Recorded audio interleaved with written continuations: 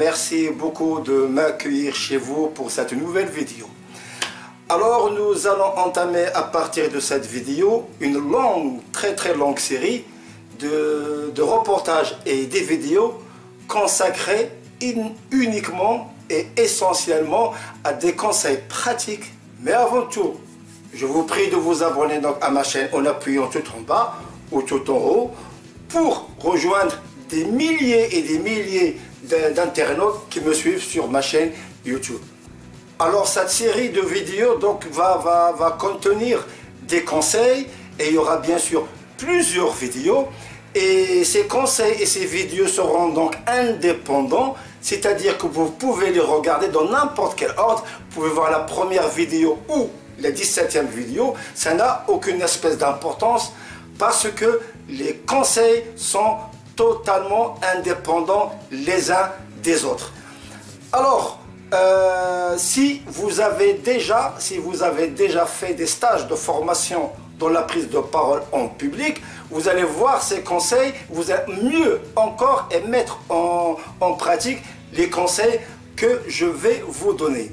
Par contre, si vous n'avez pas encore réussi à faire un stage dans la prise de parole en public et les techniques de présentation, dans ces conseils, vous allez prendre ceux qui vous intéressent et que vous comprenez facilement et que vous pouvez mettre facilement dans votre vie professionnelle. Alors, le premier des conseils que j'ai à vous donner, c'est-à-dire si vous voulez améliorer les techniques de la prise de parole en public, je vous demande dans ce cas-là de rapprocher de près de chez vous, dans la ville où vous résidez, d'un coach ou d'un formateur spécialisé dans ce domaine.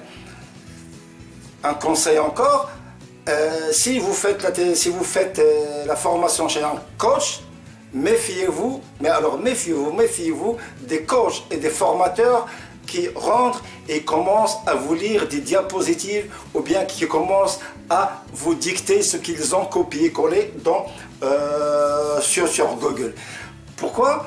Parce que tout simplement, les techniques de parole en public, comme moi je le fais avec mes stagiaires, dès la première seconde avec mes stagiaires, le jour même, la seconde même, on va faire les présentations, on passe directement à la pratique. Donc il n'y a pratiquement pas de théorie, ou très peu, mais principalement de pratique. Donc si vous avez un coach qui commence à vous lire des manuels ou des documents, évitez-le, allez chercher quelqu'un d'autre, parce que la prise de parole en public, c'est de la pratique. Ça d'un côté. Je vais aussi vous dire qu'il y a beaucoup de personnes qui croient que la prise de parole en public, pour bien parler en public, pour être un bon orateur, on ne peut rien faire, c'est inné. C'est archi faux et archi faux. Approchez-vous là, c'est archi faux. La technique des prises de parole en public n'est pas innée, ça s'apprend. Je vous donne des exemples. J'ai déformé des stagiaires qui, dès le départ, le premier jour où ils sont venus pour assister à mes formations, le premier jour, c'était des grands timides. Et dès qu'ils commencent à prononcer, à parler, ils deviennent tout rouge, incapables de voir l'auditoire en face d'eux. Mais grâce aux techniques, ils sont donc devenus de très bons orateurs. Le problème qui s'est passé après, c'est que j'avais du mal à les faire taire ou les faire arrêter. Donc, apprendre à bien parler en public n'est pas inné, mais c'est complètement acquis. Donc, il y a des techniques à connaître et surtout sur lesquelles il faut régulièrement s'entraîner. Et puis, il n'y a pas de raison. En quelques séances, vous pouvez être des très bons orateurs. Que la prise de parole en public n'est pas inné, mais cela s'apprend. Un autre conseil pour être efficace et apprendre rapidement donc à affronter un auditoire, c'est chaque fois que vous avez l'occasion de prendre la parole en public, c'est-à-dire si vous êtes un étudiant ou si vous êtes un cadre supérieur dans une entreprise privée ou un cadre ou un salarié tout simplement tout court ou un fonctionnaire et que vous avez la possibilité de faire une présentation, soyez les premiers soyez les premiers à lever la main et dire, bon voilà, je me propose pour faire cette présentation.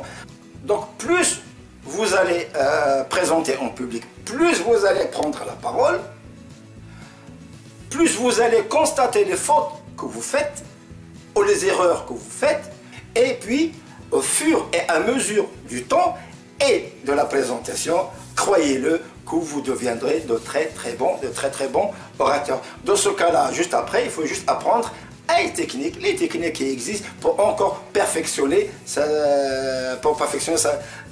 méthode. Comme son nom l'indique, qu'est-ce qu'il indique son nom? On dit prendre la parole en public. Déjà, dans le mot prendre la parole en public, il y a le mot prendre. Ça veut dire que si vous voulez parler, ben la parole, ça ne se donne pas, mais ça se prend. Soyez les premiers donc à être donc volontaires pour faire des présentations et vous allez, tout se passera bien. Certainement vous allez mal présenter au départ parce que vous ne connaissez pas. Certainement vous allez faire des fautes, c'est pas grave. Certainement vous allez trembler, mais avec le temps et les remarques que vous allez donc avoir, certainement vous allez développer ça et vous allez vous améliorer. Ça c'est certain. Alors je connais parmi mon entourage, et c'était un stagiaire chez moi, un apprenant chez moi qui est venu faire la technique de prise de parole en public. C'était tous des médecins. Et alors il m'a raconté que donc ils avaient des présentations à faire dans leur administration parce qu'ils travaillaient dans le secteur public. Et bien tellement ils avaient peur de faire cette présentation qu'ils sont venus à faire le tirage au sort pour savoir quelle personne va faire la présentation. Et c'est malheureux d'arriver à ce stade-là, parce que qui dit que c'est ces présentations qui vont vous propulser vers votre avenir et vous propulser encore votre carrière. Et puisque ça s'apprend comme toutes les autres techniques, pourquoi rater ces occasions et être les premiers donc à faire des présentations? Alors d'autres personnes qui disent, bon voilà, donc moi je ne veux pas présenter parce que j'ai un problème de prononciation. Ce n'est pas une excuse. Regardez-moi, je suis marocain, je ne suis pas français natif, mais cela ne m'empêche pas de faire une présentation devant le public bien réussie. Absolument, ça ne doit pas être un handicap pour vous parce que vous prononcez mal. Et d'ailleurs, on ne vous demande pas de prononcer très bien, c'est-à-dire le mieux possible pour être compréhensible. Mais ça ne doit jamais vous être un handicap. Attention, c'est une très grave faute de se dire, bon voilà, j'ai une mauvaise présentation. Non. Alors je vais vous donner peut-être deux exemples de ce cas-là. Moi, j'ai dans mes cours, je présente à mes stagiaires des vidéos dans lesquelles il y a des grands professeurs de renommée internationale, des grands conférenciers qui présentent en langue française, non seulement avec une prononciation à peine compréhensible, mais avec beaucoup de fautes de français. Mais il n'empêche, la salle de conférence est remplie. Et à la fin de la conférence, tout le monde se met debout et applaudit. Pourquoi? Parce que la personne, non seulement elle a un bon contenu, il a une idée à transmettre, mais elle a compris comment transmettre le message avec son propre langage, sans que la prononciation ou bien les fautes d'orthographe soient un handicap pour lui. Il y a des politiciens par exemple, si vous voyez des politiciens anglais ou américains qui viennent en France pour faire pas pour animer des réunions, mais des politiciens qui viennent pour une conférence de presse, ben, ils osent quand même devant le public de parler en langue française malgré les fautes commises. Donc ça, franchement, ce n'est pas une excuse. Et on ne vous demande pas de parler parfaitement le français, et on ne vous demande pas de prononcer comme les Français si vous n'êtes pas natif, non, mais d'être compris. C'est le plus important, c'est quand vous transmettez vos messages, il faut que vous soyez compris. C'est l'essentiel. Combien des gens, ou bien des doctorants qui ont un excellent langage en langue française, et que j'ai vécu avec ces personnes-là, c'était mes stagiaires, des gens qui avaient un hyper bon bagage en français, qui parlent même le français que de vrais Français, mais ils étaient incapables de prononcer des mots devant un public. Donc ça n'a strictement rien à voir. Et autre chose, c'est que prenez par exemple un Français, un manager ou un politicien qui n'a jamais appris les techniques de parler en public, bah, croyez-le que je présenterai beaucoup mieux que lui. Et pourtant il est français. Donc, on revient à cela, c'est que ça ne doit pas vous poser, et ça ne doit pas être un handicap pour vous. Donc, ni la prononciation, ni les fautes d'orthographe. L'idéal serait, bien sûr, de faire une bonne présentation avec les bonnes techniques, sans faute de français et sans prononciation. C'est possible, bien sûr, c'est possible. Mais malheureusement, ça ne doit pas poser un problème. Regardez les Africains du subsahariens, d'Afrique noire, des bons politiciens, mais avec leur accent donc africain, on ne comprend absolument rien. Mais cela n'empêche pas qu'ils soient de bons orateurs. Regardez les Canadiens, écoutez un petit peu les Canadiens. Les Canadiens, ils ont un accent incompréhensible. Mais j'écoute tous les soirs des conférences sur les neurosciences, sur le cerveau. C'est des grandes conférences et des grands professeurs et chercheurs canadiens. Mais n'empêche, malgré l'accent, malgré donc une mauvaise prononciation, eh ben, j'arrive à te comprendre et je suis séduit du début jusqu'à la fin de la conférence qui dure parfois 1h30, 2 heures. Donc déjà pour mettre ça au pain, n'ayez pas peur, donc, non seulement de prendre la parole en public,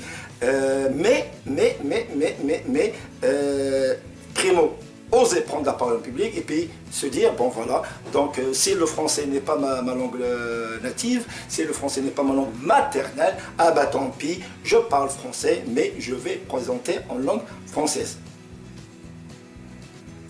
Donc, dernière remarque avant de vous quitter, je crois qu'il y a certaines personnes parmi vous qui ont détecté des fautes d'orthographe, des fautes de français chez qui? Chez qui? Chez Sarkozy. Et oui, donc même chez Hollande, j'ai découvert donc certaines fautes de français chez Sarkozy et chez Hollande. Sarkozy, il y a même des émissions à la télé pour se foutre même un petit peu de sa gueule. Donc il met des émissions comiques pour se foutre de la gueule à cause des fautes de français que monsieur donc, Sarkozy commet. Pour ceux qui ont mon âge, et qui se rappelle encore de Georges Marchais, donc c'était donc le secrétaire général du PC, du Parti communiste français dans les années 80-90. C'était un excellent orateur. Mais il rassemblait une foule incroyable, même avec des fautes d'orthographe parfois flagrantes. Alors, j'espère que cette vidéo, donc, ça vous a donné un peu de courage pour donc voir beaucoup plus loin et à vous convaincre que prendre la parole en public est quelque chose qu'on peut apprendre à n'importe quel âge et à n'importe quel niveau de scolarité. Alors, je vous dis donc de vous abonner à ma chaîne si vous voulez bien. Et je serai très heureux de vous accueillir dans ma chaîne. Je répondrai bien sûr à toutes vos questions. Je vous dis à la prochaine. Merci beaucoup de votre écoute. Bye bye et à la prochaine. Merci.